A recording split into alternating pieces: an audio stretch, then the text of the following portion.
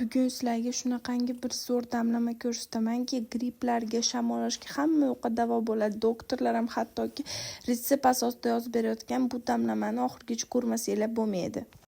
Birinchi bo'lib bexlarni shunaqa yaxshilab tozalab archib olasizlar.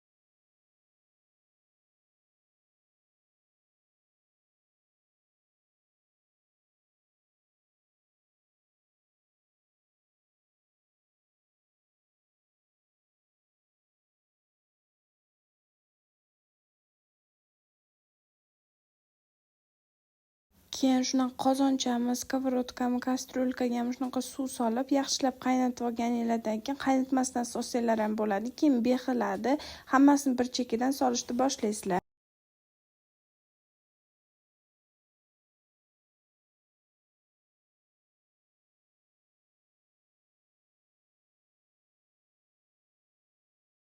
Keyin 8 ta shunaqa o'yroqoqlarni ham sovorasizlar. Birinchi buni qaynatib olasizlar. Keyin bo'lsa orqasidan bexlarni sovorasizlar.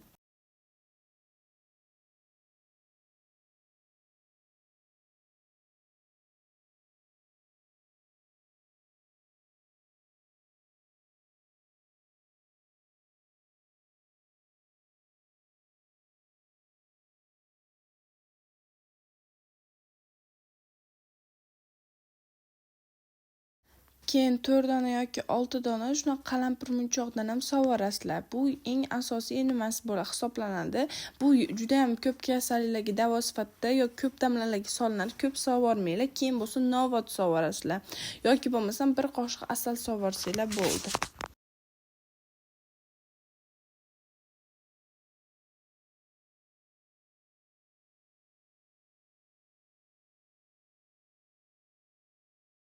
Keyin 1-2 soat shunaqa suv ozaygungacha yaxshilab parlanib, zo'r qilib qaynatib olasizlar. Ichib ko'rsanglar ko'p shamollashlarni oladi, viruslar yaqinlashmaydi.